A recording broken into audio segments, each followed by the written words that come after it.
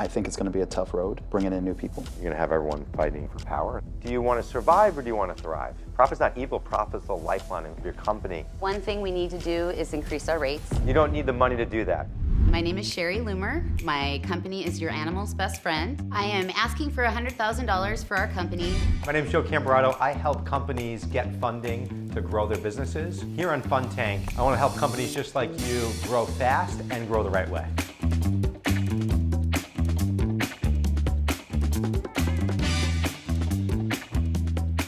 Hi, I'm Bianca D'Alessio, founder of the Masters Division at Nest Seekers International and #1 top producing real estate broker in New York City.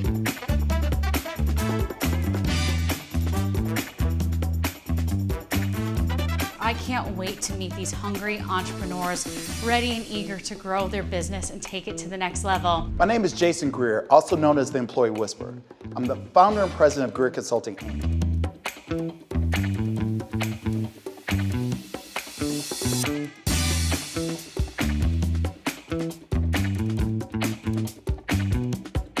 People come to Fun Tank looking for money. I want people to consider the bigger implications of what that money looks like.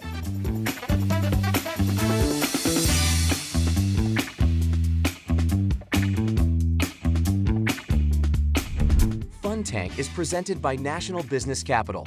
To work with Joe's team, go to nationalbusinesscapital.com/funtank. So this episode of Fun Tank, we had Sherry on from Your Animal's Best Friend. I'm going to share something with you that most lenders will never tell you. You may not need to borrow money if you simply just raise your rates. So make sure you watch this episode to see what I'm talking about.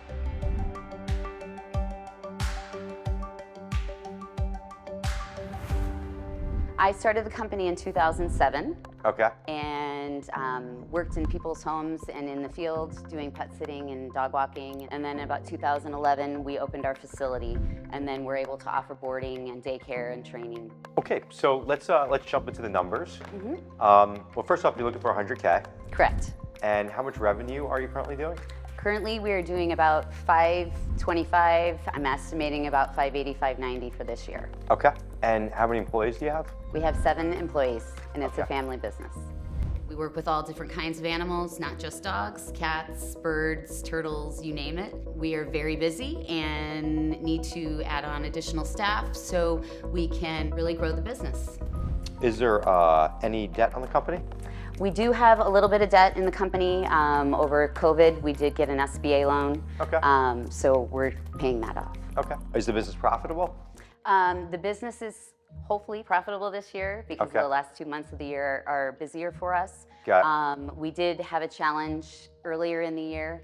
An investor took over the building that we reside in and we rent it.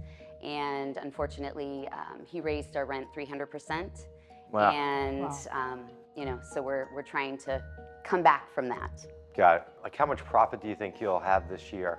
Do you know where you'll wind up? I'm not exactly sure just because of the increase in rent. Okay. It wasn't something that we planned for. It was something that unfortunately happened very quickly. The old owner didn't even tell us he was selling the building. It's a shame that the landlord didn't offer you to buy the building. I know. Yeah. Yeah. I guess explain your business. You have this brick and mortar building. Is it grooming? You said pet services. How do you explain? Well, I'll kind of start out from a little back. I did 20 years about sales and marketing for other companies and finally decided that I wanted to be happy for the rest of my life. Unfortunately, my mom took her life and it really made me kind of really get after what I wanted to make sure I was happy. I've always been drawn to animals since I was young and it was almost like a magnetic thing. Almost any stray dog would find me somehow, and being with animals really brought me a lot of joy and peace. And with my mom passing, it was really difficult for me. So being able to have that relationship with the animals and the unconditional love from them really helped me with being depressed myself from her taking her life, but also just being able to move on in life and continue. Dogs are very important to be able to sense what's going on with you and your health. They also will help you with your emotional state and depression. I just really value being able to work with animals and my customers' animals, and I treat them all as if they're my own family. We do daycare and boarding. We also do socialization. We have the opportunity to do more training as well as grooming. We, over COVID, had a bit of a challenge because most people didn't work and they stayed home with their dogs. A lot of our client base, luckily, is doctors and nurses, and they kept us going because they had to keep going, and we needed to be able to service them. And also, right before COVID, I found out I had breast cancer. So I was notified by the dogs, actually. They kept hitting me in the chest on the side that I had cancer. It was very unusual what they were doing, and then I finally went to the doctor and found out I was stage 1. Wow. Thank God for the dogs. Thank God for the dogs. They literally saved my life. And for me, moving forward, I just want to do everything I can for my clients and their animals because they saved me. Yeah. So if you broke your business down, though, like the areas, the things that bring revenue into your business are daycare, boarding, dog walks, pet sitting visits, overnights at people's homes. We do services at our facility as well as at people's homes. What are those specific services that are different from your competition? We're a family business, so that's one of the things that makes us different. We know the dogs like the back of our hands, like they're our own. We also do cage-free boarding, and our dogs basically sleep slumber party style. You know, I could have 30 to 40, 50 dogs in one area, all hanging out and sleeping together and socializing and behaving themselves. And not a lot of places do that. Oh, wow. Because you have to be there 24/7, 365 days a year. Got it. So you're looking at bringing more employees on? Yes. Are these family members? Probably not.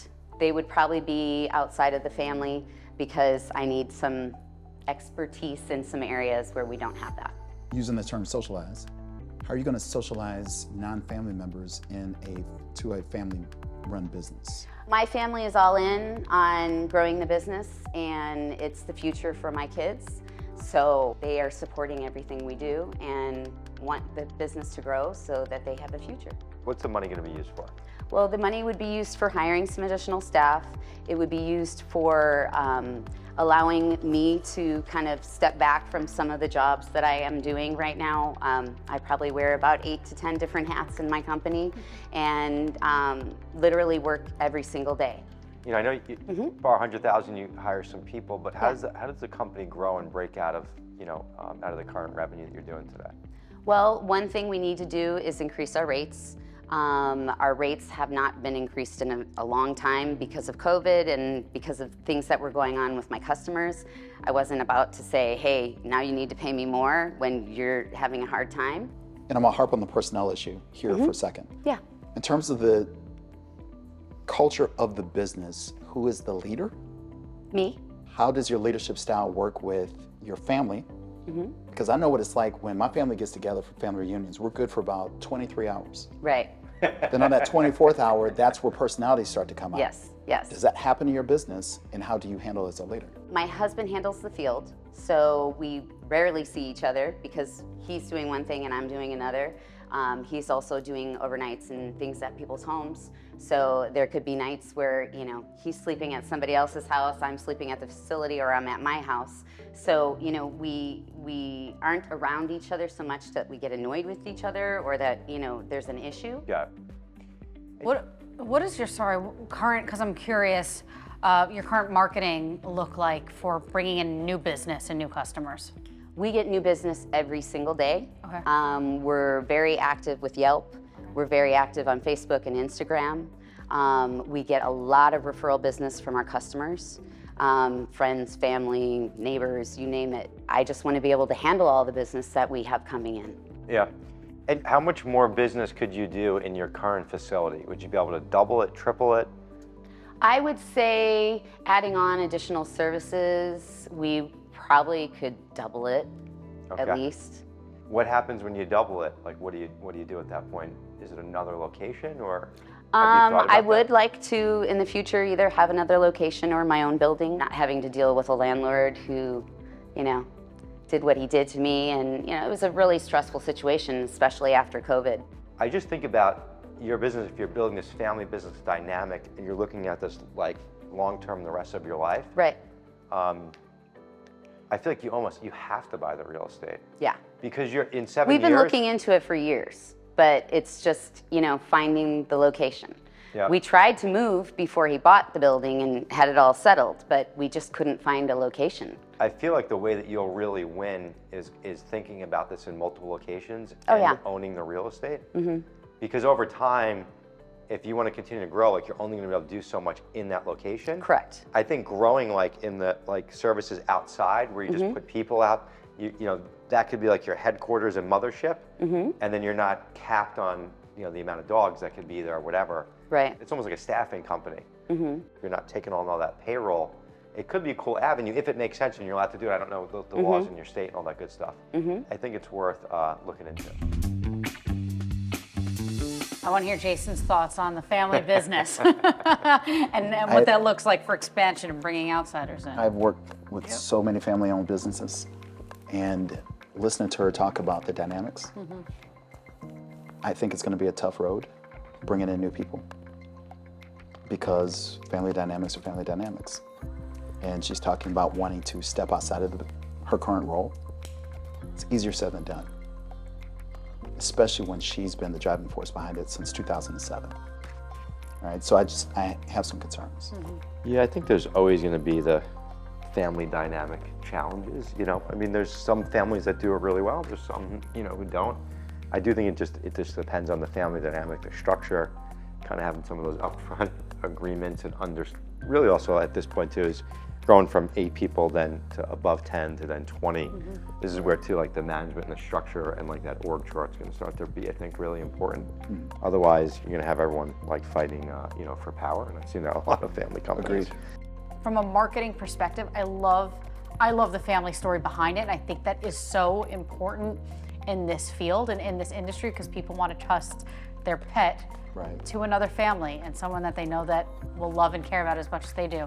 But I feel like we don't have a good grasp on how the business actually changes and how the economics change with $100,000. Yeah, if you can 3 and 4x her sales, I think that there's going to be a cap here. We've got 7, 8 family members at 500,000. I don't see how that's going to really be able to support, 7 family members. And from what it sounds like of new business coming towards her and the physical space that she has to accommodate new business, it sounds like she can go 3 and 4 exit, but what is the business plan to get there? Exactly. And what is the timeline in order to achieve that? And I don't think we're clear on that yet. Yep.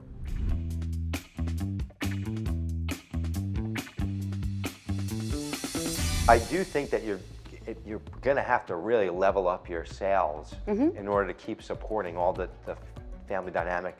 People are going to want to grow, probably make more money. We're getting calls left and right for people having requests. Yeah. And some of them we can accommodate and some of them we can't. Got it. A lot of the ones that we can't are the ones in the field, because one person only has so much capacity. Yeah. So, I kind of float around when needed to be able to catch some of that extra. Yeah.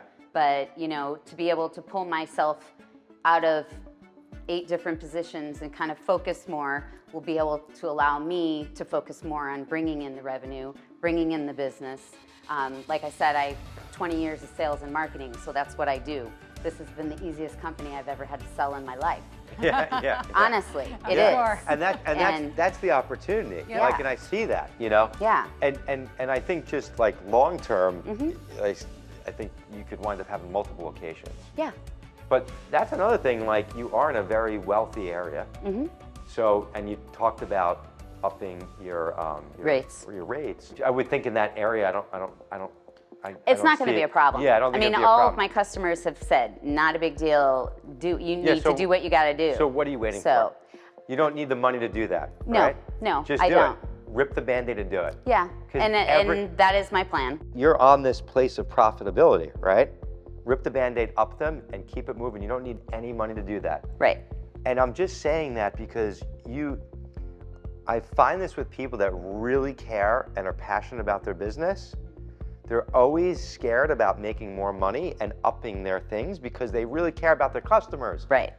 But if you care about your customers and be able to deliver this amazing service, you have to make money. Right. Your business has to be profitable, otherwise it doesn't exist and you won't be able to deliver. Right. Usually when I'm having these talks, it's always with amazing, great people. Like you have to know what your set costs are and have a built-in margin to that. Right. And as those costs goes up, you just have to increase it. Yeah. And make it simple and take the emotion out of it. You have to do that to keep your business going. Yes. Do you want to survive or do you want to thrive? I want to thrive. If you care about your family, they're going to want to thrive too. Right. You have to focus on profit. Profit's not evil, profit's the lifeline of your company.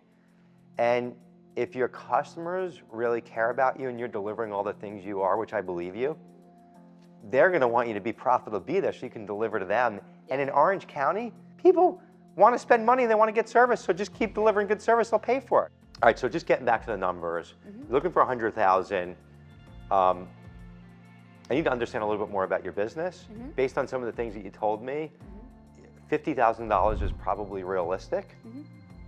But I think you buying a building is more affordable than you realize. And there are some really great like SBA products that you can buy 25-year with only 10% down. Right. So it might be more affordable than you realize. Right. And definitely worth looking and doing some numbers on it, especially if your rent just went up. I would explore it and just put some numbers into a calculator. I mean, I can help you with it, but it might wind up costing you the same as your rent. You might be able to buy something bigger that would cost you more, but maybe rent out a portion of it. Right. You do have to occupy 51% on an SBA loan. Right. But it could be worth exploring and actually be less than what you're thinking. And there's also ways that you can do lease-to-own deals and structure things. So there might be a few different ways to look at this. But step one is like, how do we get your company rocking and rolling and profitable? Right. So you can save that money to go and do that. And that could be 3 to 5 years down the road. Right. But what's the plan to get there is what I'm saying. Yeah. Well, and that's what I need is the plan and the education. Yep. And I think you're in an industry that's not going anywhere. It's No. just recession-proof. Correct. And with all the AI and all whatever in the world, there's always going to be a need for what you're doing with people's pets. I think it went really well. My goal for this was to be educated. So they definitely gave me some education and I have some things to work on. It's definitely been a lot of pressure, especially having to be responsible for the whole family and making sure everyone can survive. But I put myself in that position, so I'm just going to keep going and make it.